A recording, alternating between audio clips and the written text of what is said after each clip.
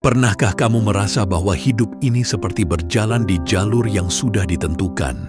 Bahwa setiap pilihan yang kita anggap bebas sebenarnya hanyalah bayangan dari keputusan orang lain. Dari perusahaan, pemerintah, media, hingga algoritma yang diam-diam mengatur cara kita berpikir.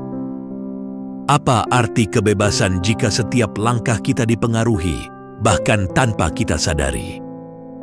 Hari ini, mari kita menelusuri labirin dunia modern, menantang asumsi, dan menemukan apakah kebebasan itu nyata atau sekadar ilusi yang rapuh. Dunia modern selalu mengklaim dirinya sebagai era kebebasan. Kita bisa memilih apa yang ingin kita lihat, baca, dengar, bahkan pikirkan. Teknologi memberi kita ilusi kontrol penuh. Kita bisa memutuskan film apa yang ditonton, akun siapa yang diikuti, produk apa yang dibeli, opini apa yang dianut. Tapi jika kita berhenti sejenak dan menatap dunia dengan mata kritis, muncul pertanyaan yang menakutkan. Seberapa banyak dari pilihan itu benar-benar berasal dari kita, dan seberapa banyak dikendalikan oleh kekuatan lain yang tak terlihat? Setiap klik, setiap like, setiap scroll adalah jejak yang ditangkap oleh algoritma. Algoritma itu diam-diam membaca preferensi kita, membentuk opini, dan menyesuaikan arus informasi agar kita tetap berada dalam lingkaran yang nyaman. Lingkaran yang dirancang bukan oleh kita, tapi oleh mereka yang memiliki akses pada data, kekuasaan, dan teknologi.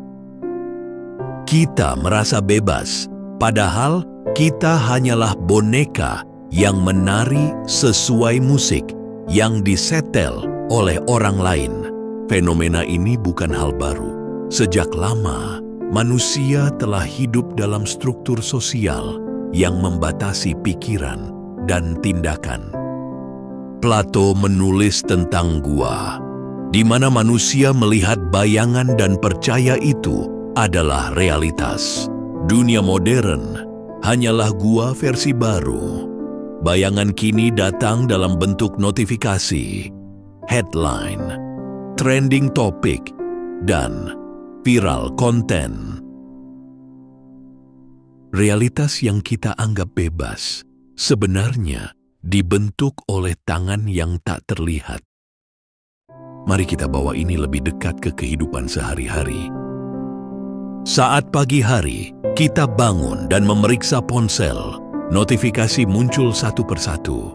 Berita terbaru, pesan dari teman, status media sosial. Tanpa sadar, pikiran kita mulai diatur. Emosi kita dikendalikan oleh informasi yang dipilihkan orang lain. Kita merasa gembira ketika mendapat banyak like, cemas ketika tidak ada respons, bahkan terprovokasi kemarahan oleh headline yang provokatif. Semua itu adalah bentuk manipulasi halus, tirani yang tersamar dalam bentuk teknologi dan budaya populer. Dan ini baru satu aspek. Pendidikan yang seharusnya menjadi sarana pembebasan pikiran seringkali menjadi alat untuk membentuk perilaku dan pola pikir tertentu.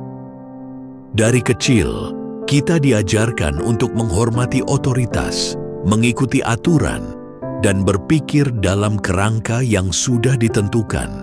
Bertanya boleh, tapi jangan terlalu banyak. Begitu bunyi pesan yang tersirat di antara pelajaran yang diajarkan. Seiring waktu, kita belajar menyesuaikan diri, mengikuti arus, dan menganggap keterbatasan itu sebagai bagian normal dari hidup. Politik dan media massa juga memainkan peran yang sama. Setiap informasi yang diterima melalui televisi, koran, atau media online seringkali dikurasi untuk memengaruhi opini publik. Kata-kata dipilih sedemikian rupa agar membentuk persepsi, menciptakan ketakutan, atau menumbuhkan kebencian. Orang-orang yang berbeda pendapat sering dianggap ekstrem atau aneh, sehingga masyarakat secara halus diarahkan untuk mengikuti narasi mayoritas yang dikehendaki penguasa informasi sosial media. Di sisi lain, menciptakan ilusi interaksi bebas. Kita berkomunikasi, bersosialisasi, bahkan mengekspresikan identitas diri. Tapi interaksi ini seringkali diukur, dinilai, dan dikompensasikan melalui algoritma yang menentukan siapa yang terlihat dan siapa yang tenggelam. Nilai sosial kita menjadi tergantung pada persepsi orang lain yang dikondisikan oleh sistem yang sama yang mengatur arus informasi. Apakah ini kebebasan atau justru bentuk lain dari pengekangan? Pertanyaannya menjadi semakin kompleks ketika kita memasuki ranah ekonomi. Konsumsi bukan lagi sekadar kebutuhan, tapi instrumen kontrol sosial, tren, iklan, dan rekomendasi dipersonalisasi untuk memengaruhi perilaku kita tanpa kita sadari. Kita membeli produk yang sebenarnya tidak kita butuhkan, mengikuti gaya hidup yang disponsori oleh orang lain, dan menilai kesuksesan berdasarkan standar yang ditetapkan oleh masyarakat yang dikendalikan oleh kapitalisme modern. Tetapi bukan berarti kita sepenuhnya kehilangan kendali. Ada celah, dan kesadaran adalah kuncinya. Menyadari pengaruh yang ada di sekitar kita adalah langkah pertama menuju kebebasan sejati. Saat kita mulai mempertanyakan berita, memeriksa motivasi di balik tren, atau menganalisis opini sebelum menerimanya, kita mulai merebut ruang berpikir kita sendiri. Refleksi kritis adalah bentuk perlawanan. Kita mungkin tidak bisa menghapus semua belenggu, tapi kita bisa mengelolanya, memahami cara mereka bekerja, dan memilih jalur kita sendiri. Meski dunia mencoba menuntun langkah kita.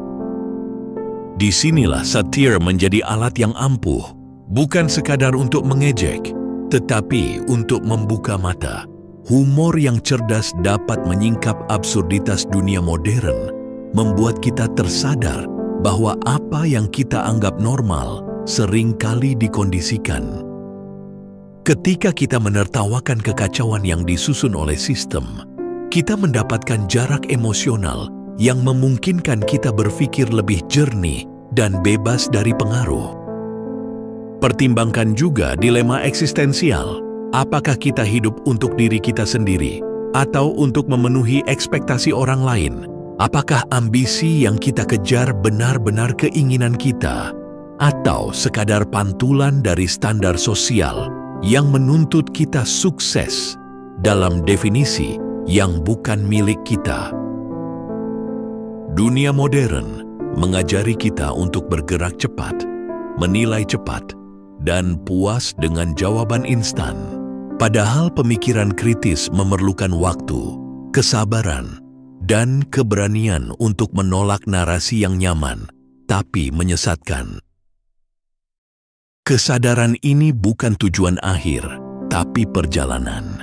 Setiap langkah kecil, mempertanyakan berita, menganalisis motif politik, menilai budaya populer dengan mata kritis, menertawakan absurditas yang kita temui adalah bentuk revolusi batin yang membebaskan.